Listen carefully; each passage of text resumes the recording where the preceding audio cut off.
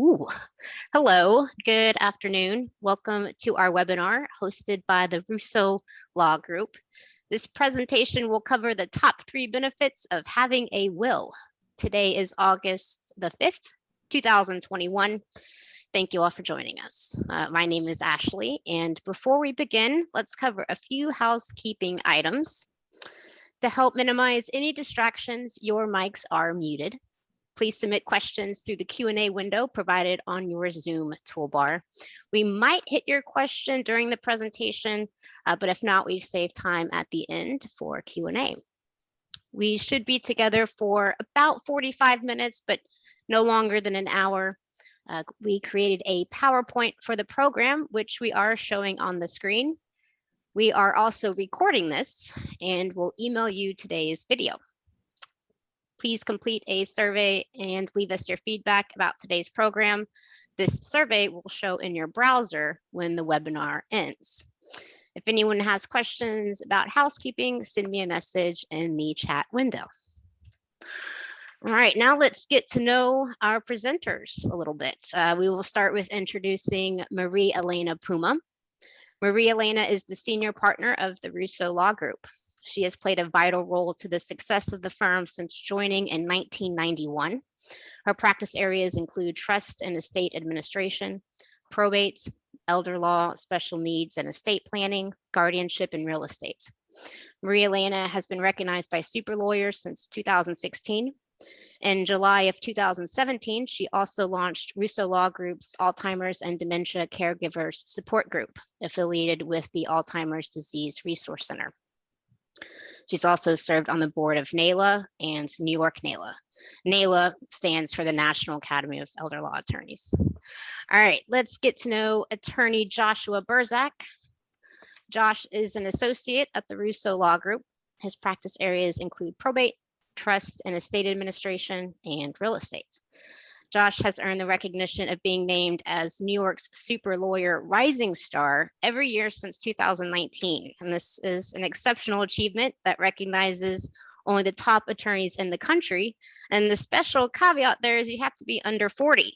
So we have paired you up with 2 of the best and the brightest. Be careful there, Ashley. We were joking earlier. I told Maria Elena I had my all-star cast here, so I had to make sure we set the floor right. Thank you both for being here today. No pleasure. No problem. Okay, so thank you, Ashley, and I will not take offense to that comment. Anyway, good afternoon, everybody, and welcome to the top 3 benefits of a will. We have a great program planned for you today. And again, please continue to send us your questions. We'll do our best to answer all of them. And if not, at the end of the program, you could always email Ashley and we'll get you an answer.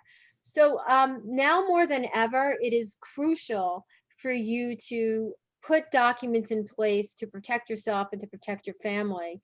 And we call that here at Russo Law Group a comprehensive estate plan. So today we're going to focus on one of the documents within an estate plan that we feel is essential to be, to protecting yourself and your family. So that one is going to be a last will and testament. So a last will and testament will allow you to control who inherits your assets. That's benefit number 1. Benefit number 2 allows you to decide who will be in control of your estate. And benefit number 3 is that a will allows you to provide for your loved ones in a protective way. So those are the 3 benefits we're going to focus on. But before doing that, we're just going to do a little bit of a backdrop in terms of what a will is and how it works, and when it works and what circumstances, and then we'll focus on those benefits. Okay. At this point, we're going to turn off our videos, correct? Thank you. Okay, so the first thing we're going to talk about is, what is a last will and testament generally? So a last will and testament is a legal document that allows you to control who will inherit your assets upon your death and to appoint someone who you trust to serve as your executor. Your executor will administer and distribute your probate estate in accordance with your wishes as stated in the provisions of your last will and testament. And you're known as the testator. That is the person who makes the will. So let's look at some of these bullet points. So a will is a written legal document that takes effect upon your death. So what that means is it is fully revocable during your lifetime. You can make as many wills as you want. You can make a will every month if you want to. It is fully revocable. Okay. There are exceptions to this written legal document, and those are holographic wills and non-cupative wills. That's not for today's program, but basically a holographic will is a will that's in the handwriting of the testator, and the non-cupative will is oral testimony that's given to witnesses by the testator. And those basically are exceptions to the rule for people in the armed forces, military during times of war, etc. So we're not going to focus on that today, but for your purposes, a will is a written legal document. Again, you can change as many times as you want your will during your lifetime. Once you pass away, your will then becomes irrevocable. Okay, and then in your will, you're going to appoint someone that you trust to serve as your executor and maybe even a trustee under your will. And that is when you want to provide for your loved ones in a protective way. We're going to talk about that later. If you don't have a will where you control all of these things, who inherits, who serves as your executor, how you transfer those assets to your loved ones. Well, if you don't have that, New York State is going to do that for you. And that's called dying intestate, which means without a will. So New York laws of intestacy will then say who gets your assets, how they get your assets, and who will manage your estate. And that's something you really don't want to do. Okay, so now let's just talk a little bit about how a will works.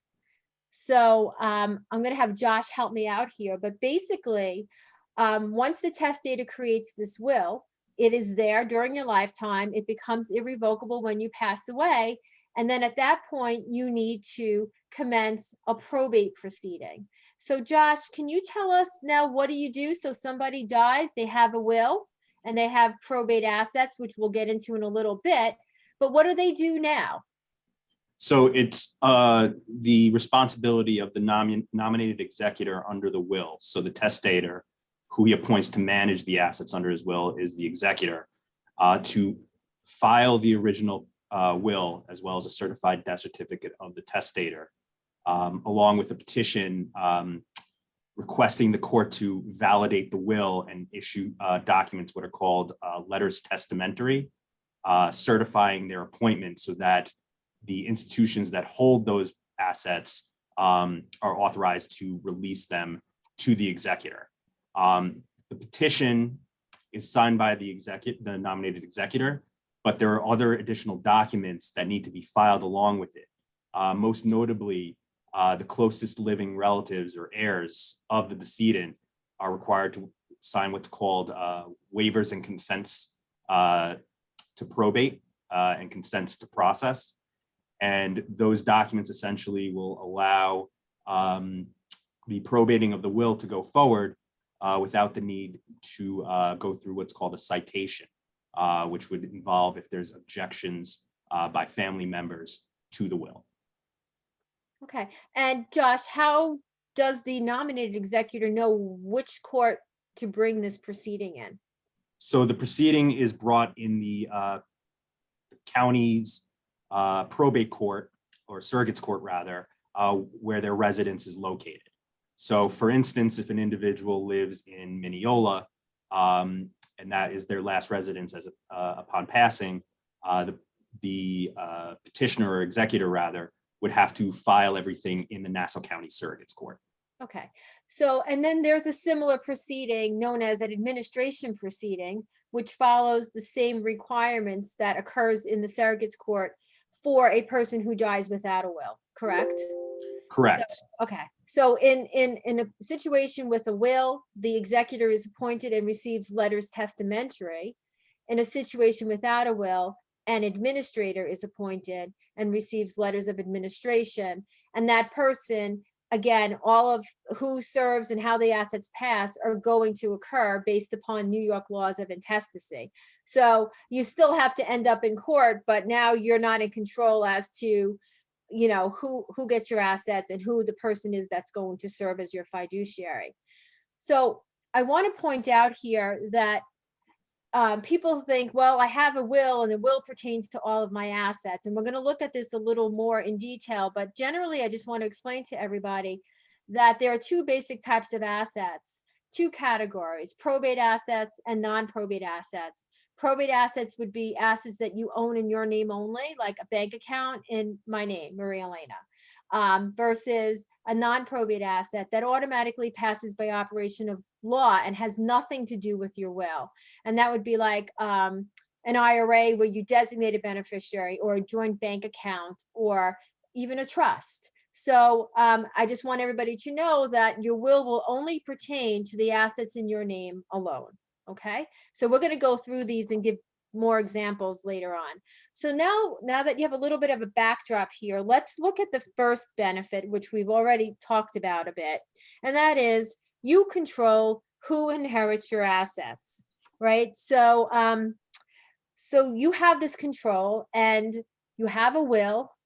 You have to make sure, if you want your will to control, that you properly title your assets. So we talked a bit before about probate assets and non-probate assets. Probate assets pass according to your will, and non-probate assets pass not according to your will, based upon how you designate the ownership on those assets. So if you want your will to pertain to all of your assets, you have to make sure you title them in the proper way.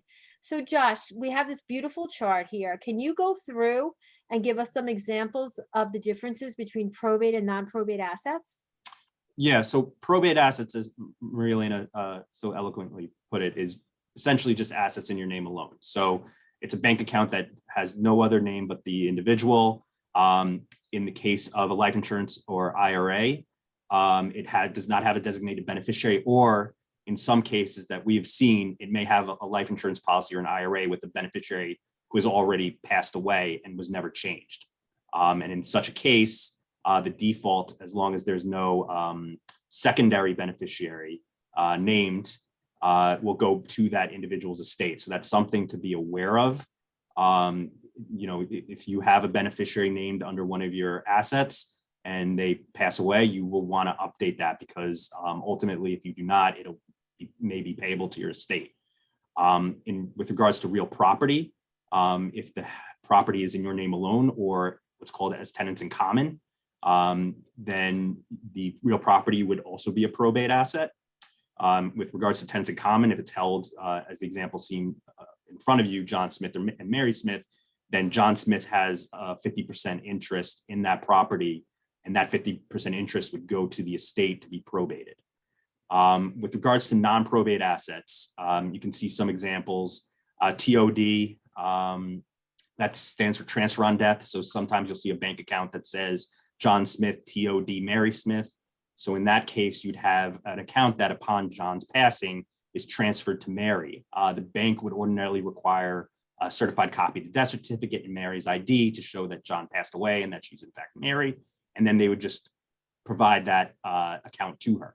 POD is payable on death. Similar situation to TOD, it's just different terms. ITF is in trust for. So it's basically the same, works the same as TOD and POD. JTWROS is joint tenants with rights of survivorship. So that's joint tenancy. And in that case, whoever the joint tenant that survives will receive the remaining balance of that account. We already discussed life insurance and IRAs with designated beneficiaries. And then deeds with real property, if you have it by joint tenants with rights of survivorship or tenants by the entirety, the surviving joint tenant will receive the remaining balance of the interest. Just to note, tenants by the entirety is specifically only for married couples. So you cannot be tenants by the entirety as to individuals who are not married. I also want to say that another acronym, so to speak, on an account that you may see is, for instance, John Smith and Mary Smith, POA. In such a case, Mary Smith, the POA stands for power of attorney. Power of attorney passes away with the individual. So in that case, it would actually be a probate asset because Mary Smith is not able to access it once John Smith passes away. So you may see POA, just to note that that is actually a probate asset as well. Josh, I love that you added that, and we need to update our PowerPoint presentation to include that as an example under probate assets, because I've seen that often clients come in after somebody passes away and they think that it's a non-probate asset because it is a POA. And as an aside, everybody knows that a durable power of attorney is only good during the person's lifetime. So as soon as that person dies, the agent no longer has that authority. So thank you for raising that. At this point, I think it's a good time to answer 3 questions that we received, because this is an appropriate time to talk about them. 2 of the questions are very similar. The first one is, some firms are promoting trusts and claim that wills are not needed. Can you clarify? And then also, is a will needed if you have a trust? So let's address those 2 questions now. I said earlier that a will is just one component of a comprehensive estate plan. So it is very likely, and often what we recommend is a will and a trust. Now, so it's likely that you have both of those documents as part of your comprehensive estate plan. It may be that you never use your will, but it's there just in case. And what do I mean by that? Well, a trust is a form of a non-probate asset. Like we see here, it says living trusts, and they're non-probate to the extent that they're funded, right? Otherwise, if you don't fund them, they have no assets to pass through by operation of law. So if all of your assets are funded into your trust, or all of your assets passed by operation of law because they have these designations that Josh went through, then you're not going to have any assets in your name alone. So you're not going to have to probate your will, but it's always a good idea to have a will, okay, along with your trust. And I say that because sometimes there is a random asset that you don't anticipate or you didn't know about that will be in the decedent's name alone, and you'll need to probate the will. And often when we have a situation with a trust, we will do what's known as a will that pours over any assets in the decedent's name alone into that trust. We call it like a safety net. So an example of some of these rogue assets that we may not be aware of might be some kind of a tax refund or some kind of refund of a premium, or that's significant, that creates the need for a court proceeding. So yes, we promote trust because we think avoiding probate, if possible, is a great and very effective estate plan. And it helps your family because they don't have to go through the court process, which can take several months. And in COVID, it can take a lot even longer than that.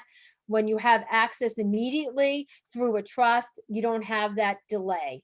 So we definitely think that trusts are great to have. However, you still need to have a will, a companion will, to go along with that trust in the event that there are some assets in the decedent's name that were not taken care of during lifetime to pass either through the trust or by operation of law as a non-probate asset.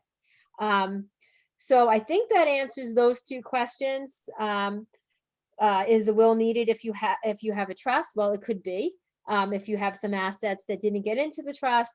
And yes, trusts are a great thing, but you still need to have a trust. So the firms that claim that you don't need a will if you have a trust, I don't necessarily think that that's what they're claiming. I think they still always do a will along with it. And then the third question is, what happens to my assets if I don't have a will? And we touched on that before. That means the laws of New York intestate distribution apply, and New York State who inherits. So just to give you an example of that, if you died with a spouse and children, New York law states that your spouse gets $50,000 plus 1/2 of all of your assets, and your children share the other half of your assets. So that's what would happen if you had a spouse and children. That's a problem because if you have minor children, you may not want those children, or you should not want those children inheriting assets. And then if you don't have a spouse and children, it goes on and tells you, who will inherit. So you don't want New York making those decisions for you. So that's what happens if you don't have a will or if you don't have a trust. Okay. So let's move on to benefit number 2, which is you get to decide who manages your estate. So like we just talked about with the will earlier, you get to say who inherits. You get to say who is your executor. Without a will, New York tells you who that is. So New York will also say who is going to be your executor, and that may not be somebody you want. So when you select the person or persons to be your executor or your co-executors, or even to be successor executors, and even if you're providing in a way in your will for a trust to be created upon your death, which is known as a testamentary trust as opposed to a living trust, you want to make sure that that person that you pick or those persons that you pick are people that you trust implicitly, people that you feel have the ability, the financial acumen to understand what needs to be done. And, you know, the value of everybody's estates are different, and the complexity of people's estates are different. So you have to take that into account when you determine who you want to nominate to serve as your executor or co-executor or successor executor or trustee. So you decide. When you have a will, you can think about it. You can say, well, I would really like to have my you know, husband, but he's not really good with finances. So I don't want that to happen because New York would state that he gets to serve first. I want to pick my oldest daughter or whatever, you know, whatever the situation is. So the will allows you to nominate who your executor is going to be. And you could put co-executors. We don't recommend more than 2 at a time. So if you have 2 children, it could be your son and your daughter. And then you have a provision to nominate a successor. Like if God forbid they were not able to serve for whatever reason, you have somebody else in place.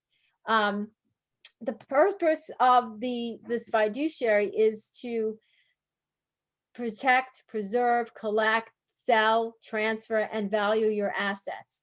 Once they're appointed, they have to pay your debts, taxes, funeral expenses, administration expenses, and then ultimately they file all your tax returns. There are different types of tax returns: income, fiduciary, and estate. And then ultimately they distribute your assets to the beneficiaries under your will, or they create trusts under the will and distribute those assets to the trustees of those testamentary trusts. So this is a very, very important role. People that you select have to take this seriously. It's time consuming. It is something that they have to be up for, and something that you think that they can handle in terms of, you know, the financial issues and the tax issues and things like that. You know, sometimes it's also family dynamics where maybe there are people who don't get along well, or, you know, maybe there's some kind of other family issues. So you have to make sure that the person that you put in place is somebody who's going to be equipped to deal with those types of issues. Okay, so that before we move on to benefit number 2, I'm just looking, I don't see, you know, if we have any questions here. So why don't we move on to benefit number 3 at this point? Okay, so at this point, benefit number 3 is you can provide for your loved one in protective ways. Well, what does that mean? A couple of things. We talked earlier about what we call a living trust, and that's a trust that you would create during your lifetime while you're alive, and it provides, you know, for beneficiaries or whatever terms you put into that trust. But sometimes a trust is not created during your lifetime, but you instead put a provision in your will that provides for a trust to be created upon your death. That type of trust is a testamentary trust. And these are trusts that allow you to protect your loved ones in a special way. So I'm going to talk about with you, and Josh and I, we're going to talk about different types of testamentary trusts. So Josh, do you want to start talking about supplemental needs trusts? Yeah, so supplemental needs trusts are, as Marilena said, testamentary trusts. So they're trusts created under the will. So as we spoke with regards to the probate petition, the nominated executor will also have to request the court to issue what's called letters of trusteeship to the nominated trustee. And those will be documents that certify and create this trust. And then the supplemental needs trust is ordinarily for beneficiaries who have special needs, They may have creditor claims, marital issues, concerns that they may have people unduly influencing them, or they may have, gambling, drug or alcohol problems. And the grantor of the will may be concerned that, if, for instance, with someone, a beneficiary with special needs, if they receive this money outright, they may lose government benefits. So by creating a supplemental needs trust where their money goes into to be held for their benefit, it's done in such a way that it will protect them from being kicked off any government assistance that they're receiving. With regards to minors' trusts. Well, let's just actually, Josh, let's stop there because I actually have a couple of things that I would like to add. So, a special needs trust, a supplemental needs trust under a will, that could be if you already know that the beneficiary receives government benefits such as Medicaid. You can actually create a trust automatically in your will for that to occur. Or since we can't predict the future and we don't have a crystal ball about what happens, we can put a contingency provision in there that basically says, if one of my beneficiaries is receiving government benefits or Medicaid, then the trust gets set up. So it doesn't have to be a mandated trust. It could be a contingent trust depending on the situation. You could also have situations where maybe you're not thrilled with your child's choice of spouse, so you want to protect them so that assets don't go into the marital pot if you're concerned that they could get divorced, or like Josh said, if your beneficiary may have some other kind of issues with being a spendthrift or drug, alcohol, gambling problems and things like that. So there are many ways that you have great flexibility in your will to create these variations of trust so that you can still leave assets to those beneficiaries. A lot of times people think they have to disinherit those beneficiaries, and they do not. They just have to provide for them in a protective way. And the laws of intestacy don't allow you to do that. Having a will does. Josh, another example? Minors' trusts. Yeah. And this is a method that grantors can use where they have young beneficiaries, such as a grandchild or a young child, where they can put their distributions into a testamentary trust that has staged distributions at specific ages. So you may not want to give money or the entirety of the money to a beneficiary until they reach a certain age. So for instance, we have seen minors' trusts where they receive a third at 25 years old, they receive half of the remaining balance at 30, and then the remaining balance of whatever's left in their distribution to their trust is distributed at 40. So that's a way of protecting the beneficiary. So maybe they may not have the requisite understanding at such a young age as to how to control and spend their money. Yeah, I mean, those are really good points. I mean, depending on situations, I just reviewed a will yesterday where the stages for the distributions were 40, 45, and 50. And you might think, wow, that's kind of old, but the testator had legitimate concerns about that beneficiary.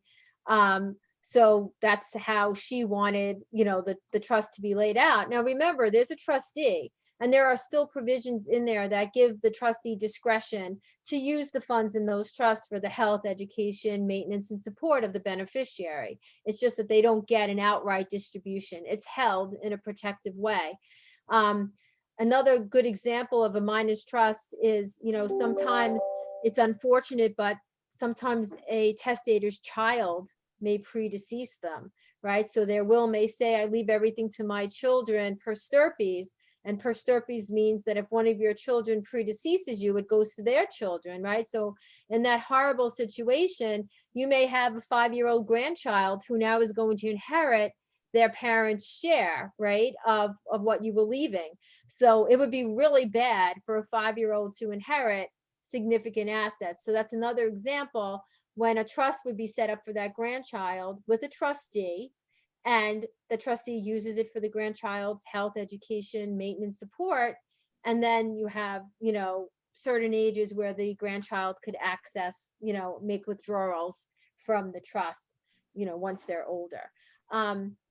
So really, this is really good, you know, these are really good ideas and good ways where, again, in the past, people thought, well, if you have a child with special needs, that you have to disinherit them. That is not the case. Another example is guardianship of a minor child. So Josh, do you want to talk about this one?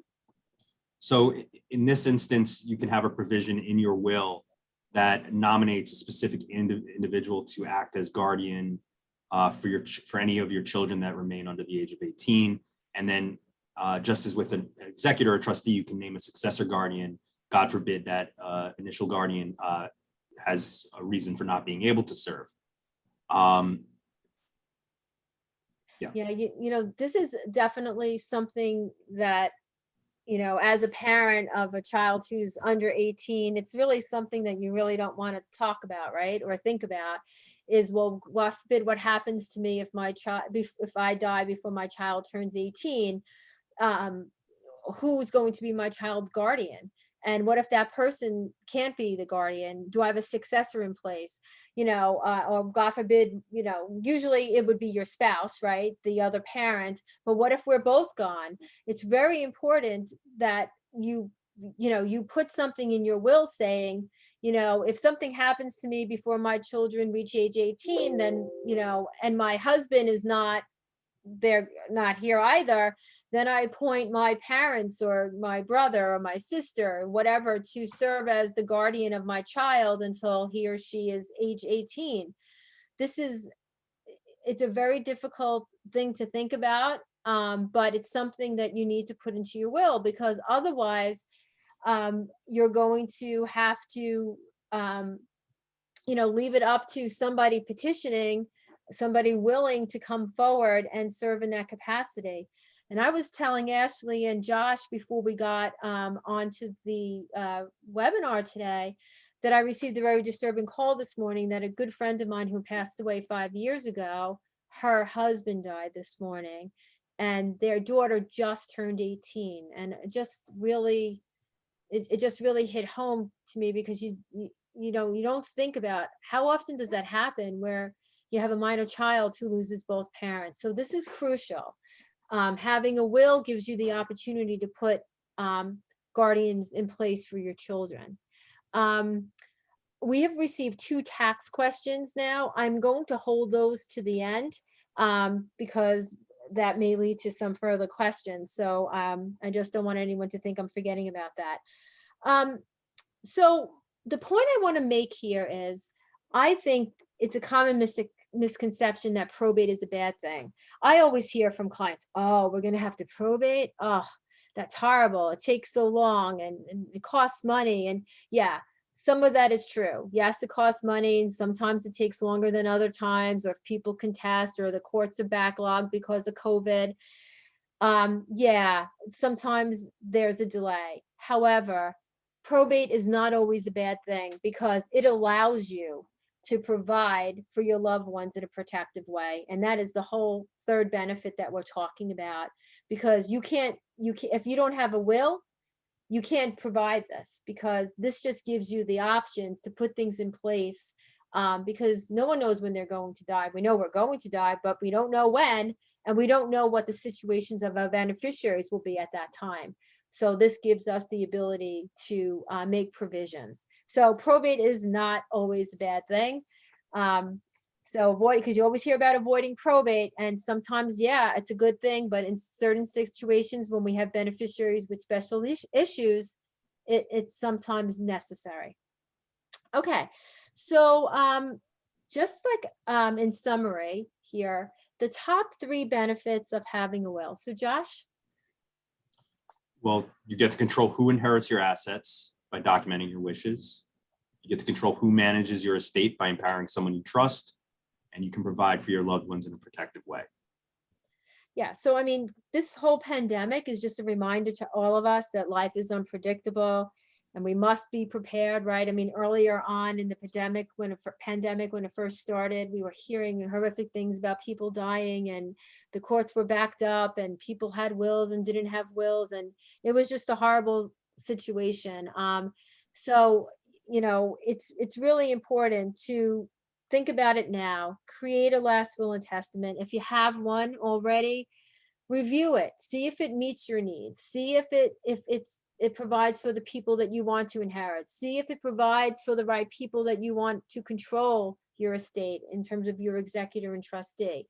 Think about who your beneficiaries are. Do they have any special needs in terms of where you want to provide for them in a protective way? So this is a good time to take a look at your overall estate plan. You know, maybe it's your will's great, and maybe it's time to talk about, you know, putting a trust together, or you know, maybe looking at other things, or maybe making some of your assets non-probate assets. So there are great benefits to having a will. There are many other documents that are part of an essential comprehensive estate plan. My advice to you is to, you know, look at what you have, look at what you don't have, and seek advice of counsel to take a look at your plan and see if you're fully protected. So what I want to do now is answer two of these questions. So Ashley, I didn't go through yet what steps should we take now, actually. I was just going to answer these questions and then see if we had any other questions near the end. So what is a fiduciary tax return was one of the questions. A fiduciary tax return is an income tax return. An income tax return, just like an individual income tax return, we file 1040s and IT 201s, right, for New York and federal. A fiduciary income tax return is a 1041 and an IT 205.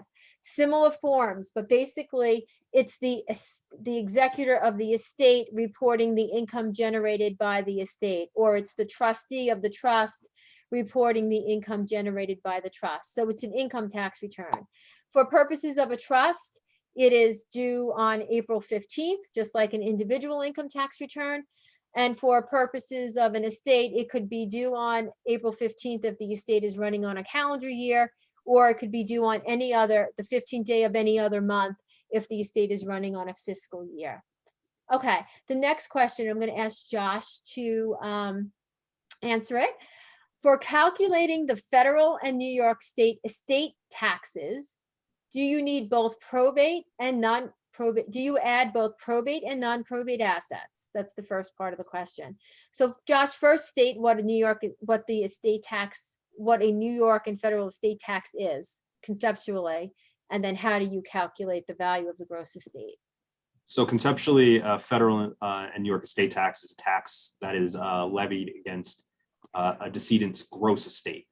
So in the case for calculating a federal and New York estate tax, you do add both probate and non-probate assets to come to what the gross estate is.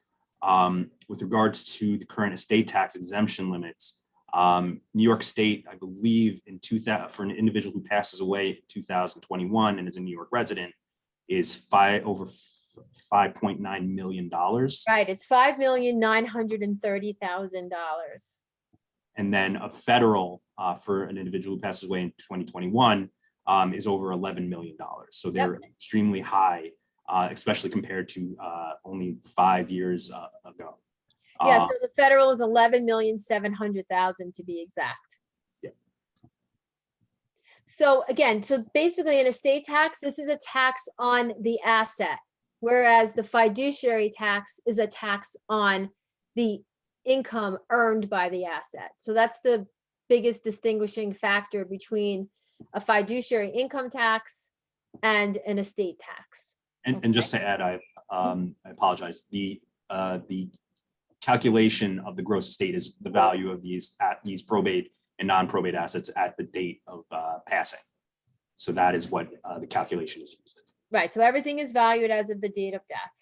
So anything that the decedent has an interest in, is includable in the decedent's gross estate. And, you know, for another seminar and another time, there are certain types of assets that may not be includable, but for purposes today, generally probate and non-probate assets are includable and comprise your gross estate. Okay, so what steps should you take now? You need to create a plan. If you don't have, or if you have a plan already, you need to review your plan. Retain the services of professionals, whether it's accountants, attorneys. You got to put a plan together, and then you need to implement it. You have to make sure that you do what you need to do. So for example, say your plan is to avoid probate and you set up a revocable trust, right? Because you want everything to pass by trust when you die. You have to make sure, so great, you execute that trust and you fund it with $20 on the day you're in the attorney's office, and your intention is to move all your bank accounts into that revocable trust, and you never do and you die. Well, you didn't avoid probate. You still have a probate because the assets are still in your name alone. So you may have created that revocable trust, but you really didn't implement your plan, which was the transfer of those assets into the trust. So Josh and I had that client this morning where they said, well, we have a revocable trust and an irrevocable trust. Well, the house was funded into the irrevocable trust, which was great, but the revocable trust was only funded with $20 and the decedent never moved his assets into it. So it's important to create a plan and to implement that plan and have professionals who are knowledgeable to advise you and guide you as you go there. Okay, so I think we have a couple more questions. So I'm going to turn my video back on. Hello, everybody.